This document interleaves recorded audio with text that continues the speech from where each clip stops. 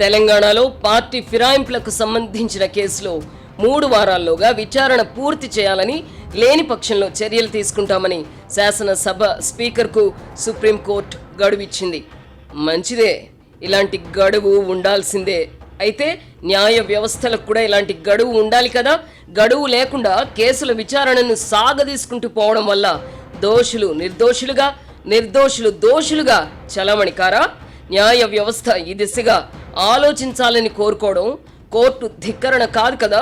రిమాండులను నిరవధికంగా పొడిగించడం ద్వారా కేజ్రీవాల్, సిసోడియా వంటి నిర్దోషులను నెలల తరబడి జైల్లో నిర్బంధించే పరిస్థితి ఉంటున్నందున ఈ పరిస్థితిని అధిగమించడానికై మార్గదర్శకాలను రూపొందించే బాధ్యతను సర్వోన్నత న్యాయస్థానం చేపట్టాల్సిన అవసరం ఇప్పుడు కనిపిస్తోంది. ప్రస్తుతం దేశంలో ఉన్న రాజకీయాల నేపథ్యంలో అధికారంలో ఉన్నవారు రాజకీయ ప్రత్యర్థులపై కేసులు పెట్టడం పరిపాటిగా మారింది. ఆయా కేసుల్లో బలం ఉన్నా లేకపోయినా నిందితులు జైలు జీవితం గడపాల్సి వస్తోంది. నిందితులకు కొంతకాలానికి బెయిల్ రావచ్చు గాని ఆ తర్వాత సదరు కేసులకు అతిగతి ఉండదు. సంచలనం సృష్టించిన కేసులు కూడా ప్రభుత్వాలు మారగానే అటకెక్కుతాయి. చంద్రబాబుపై గత ప్రభుత్వం పెట్టిన స్కిల్ కేసును ఇప్పుడు మూసివేశారు. ఆ కేసును ఉపసంహరించుకోవడానికి న్యాయస్థానం కూడా ఆమోదించింది. అంటే సదరు కేసులో బలం లేదని న్యాయ వ్యవస్థ కూడా నమ్మినట్టే కదా. అంటే ప్రాథమిక సాక్ష్యాధారాలు కూడా లేని కేసులో చంద్రబాబును 50 రోజులకు పైగా జైల్లో పెట్టినట్లే కదా.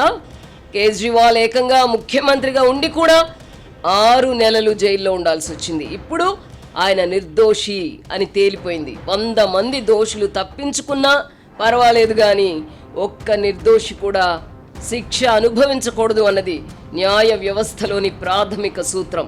అయితే ప్రస్తుతం జరుగుతున్న పరిణామాలు ఇందుకు విరుద్ధంగా ఉన్నాయి. దర్యాప్తు సంస్థలకు, ముఖ్యంగా ఎన్ఫోర్స్మెంట్ డైరెక్టరేట్ సంస్థకు అపరిమితమైన అధికారాలు కట్టబెట్టారు. మేం మీపై అభియోగాలు మోపుతాం, నిర్దోషులమని నిరూపించుకోవాల్సిన బాధ్యత మీదే అన్నట్టుగా ఈడీ వ్యవహరిస్తోంది. ఈ అభియోగాలలో పస ఉందో లేదో తేలే వరకు నిందితులు జైల్లోనే ఉండాల్సి వస్తోంది. ఇది సహజ న్యాయ సూత్రానికి, ప్రాథమిక హక్కులకు విరుద్ధం కాదా? కేసు నమోదు చేసిన వారికి దాన్ని రుజువు చేయాల్సిన బాధ్యత లేకపోవడం ఏమిటి?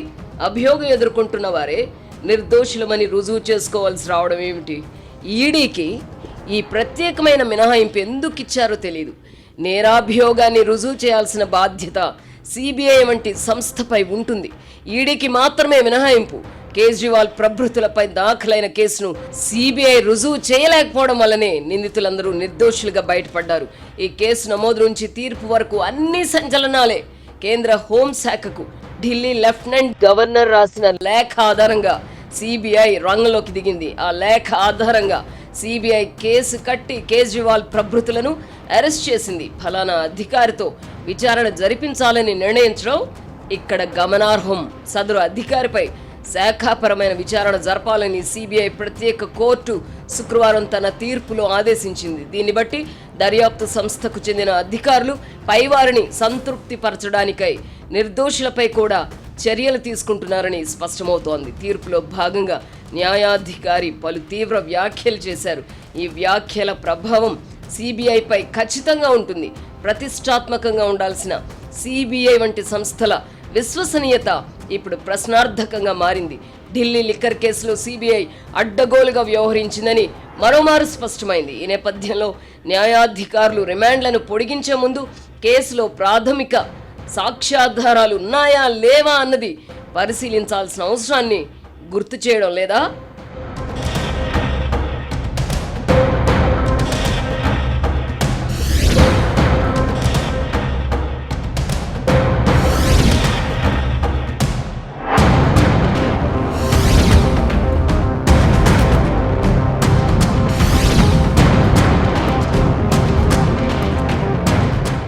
ఏదేమైనా న్యాయాధికారి జితేంద్ర సింగ్ ఇచ్చిన తీర్పు న్యాయ వ్యవస్థ గౌరవాన్ని ఇనుమడింపజేస్తోంది. న్యాయ వ్యవస్థలో అత్యున్నత స్థానాలలో ఉన్నవారు కూడా ప్రలోభాలకు లొంగిపోతున్నారన్న అభిప్రాయం నెలకొన్న ప్రస్తుత పరిస్థితుల్లో ఇటువంటి తీర్పులు సామాన్య ప్రజల్లో న్యాయ వ్యవస్థపై ఆశలను చిగురింపజేస్తాయి. దర్యాప్తు సంస్థలకు కూడా ఇలాంటి తీర్పులు చెంపపెట్టులా ఉంటాయి. ఎటువంటి ప్రలోభాలకు లొంగకుండా తన తీర్పు ద్వారా న్యాయ వ్యవస్థ గౌరవాన్ని ఇనుమడింపజేసిన న్యాయాధికారి జితేంద్ర సింగ్ను అభినందించాల్సిందే. వ్యవస్థలలో ఇటువంటి వారు ఇంకా మిగిలి ఉన్నందునే ఈ దేశంలో ధర్మం, న్యాయం ఇంకా మిగిలి ఉన్నాయి.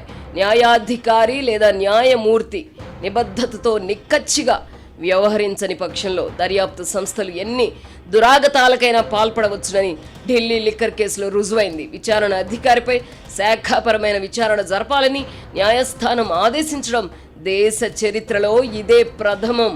పంజరంలో చిలకలా మారిన సిబిఐ వంటి సంస్థలకు ఇంతకంటే అవమానం ఏముంటుంది? అధికారంలో ఉన్న వారి సేవలో తరించడానికి కాదు వ్యవస్థలున్నది. ఒకవేళ ఎవరైనా తరించాలనుకున్నా తమను కట్టడి చేయడానికి మరో వ్యవస్థ ఉంటుందని హెచ్చరించడానికి ఈ తీర్పు దోహదపడుతుంది. అవినీతి, అక్రమాలను నిరోధించడానికి ఏర్పాటైన సంస్థలు నిర్దోషులను దోషులుగా, దోషులను నిర్దోషులుగా చిత్రీకరించడానికి ప్రయత్నించడం క్షమించరాని నేరమే కాదు, మహాపాపం కూడా. కేజ్రీవాల్ ప్రభృతులు అనుభవించిన మానసిక క్షోభకు సిబిఐ డైరెక్టర్ బాధ్యత తీసుకుంటారా? అధికారానికే కాదు, అంతరాత్మకు జవాబుదారీగా ఉండాలని అధికారులు గుర్తించాలి. అధికార దుర్వినియోగానికి పాల్పడే పాలకులకు కూడా ఈ తీర్పు ఒక హెచ్చరిక. ఈ కేసులో ఏ స్థాయిలో కూడా ప్రాథమిక సాక్ష్యాధారాలను సిబిఐ చూపించలేకపోయిందని, కట్టు కథలతో ఛార్జ్షీట్ను రూపొందించిందని న్యాయస్థానం వ్యాఖ్యానించడాన్ని మించిన అవమానం సిబిఐకి ఇంకే ఉంటుంది? ఇలాంటి తీర్పుల వల్ల ఇతర వ్యవస్థల్లో కొరవడిన జవాబుదారీతనం మళ్ళీ వస్తుందని ఆశిద్దాం. తాజా తీర్పు దేశ రాజకీయాలలో మార్పుకు దారితీసే అవకాశము ఉంది. ప్రతిపక్ష శిబిరం బలహీనపడుతున్న తరుణంలో ఈ తీర్పు వెలువడడం ప్రతిపక్షాలకు నైతిక బలం చేకూర్చినట్లవుతుంది.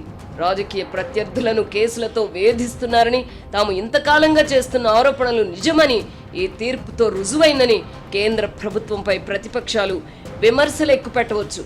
ప్రతిపక్షాల మధ్య ఐక్యతను పెంపొందించడానికి ఈ తీర్పు దోహదపడుతుందో లేదో ఇప్పుడే చెప్పలేం. కానీ కేంద్ర ప్రభుత్వ పెద్దలు మాత్రం ఈ తీర్పుతో ఎంతో కొంత ఆత్మరక్షణలో పడతారని చెప్పవచ్చు. అతి సర్వత్ర వర్జయేత్ అని అంటారు. అధర్మం పెచ్చరిల్లినప్పుడు నేనున్నాను అని దేవుడు కల్పించుకుంటాడు అని మనం నమ్ముతాం. ధర్మ సంస్థాపనార్థాయ సంభవామి యుగే యుగే అన్నట్టుగా అన్యాయం హద్దులు దాటినప్పుడు న్యాయం చేయడానికి ఎవరో ఒకరు పుట్టుకొస్తారు. సిబిఐ ప్రత్యేక కోర్టు న్యాయాధికారి జితేంద్ర సింగ్ రూపంలో కేజ్రీవాల్ ప్రభృతులకు జరిగిన అన్యాయం సరిదిద్దబడింది. యావత్ న్యాయ వ్యవస్థ ఇంతే నిక్కచ్చిగా వ్యవహరిస్తే అధికార దుర్వినియోగానికి ఎవరు మాత్రం సాహసిస్తారు?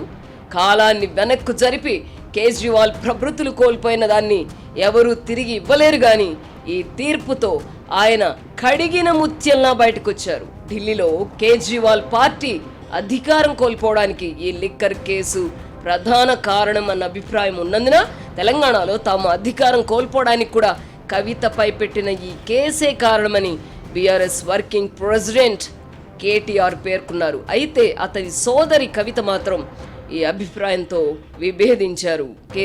కేటీఆర్ల అహంకారం వల్లనే బీఆర్ఎస్ అధికారం కోల్పోయిందని ఆమె ప్రతిస్పందించారు. ఆ ఇంటి పంచాయతీ ప్రస్తుతం అప్రస్తుతం. ఇకనైనా కేంద్ర దర్యాప్తు సంస్థలు మరింత బాధ్యతగా వ్యవహరించాలని కోరుకుందాం. రాజకీయ నాయకుల ప్రయోజనాల కోసం దర్యాప్తు సంస్థలు ఏ దశలో కూడా వారికి ఉపయోగపడకూడదని ఆశించడంలో తప్పులేదు కదా. దర్యాప్తు సంస్థలను దుర్వినియోగం చేయడం వల్లనే దోషులు బుకాయిస్తున్నారు, ప్రశ్నిస్తున్న వారిపై ఎదురు దాడి చేస్తున్నారు. ఈ పరిస్థితి తొలగిపోవాలంటే న్యాయ వ్యవస్థలో అడుగుకో జితేంద్ర సింగ్ ఉండాలి. ఉంటారని ఆశిద్దాం.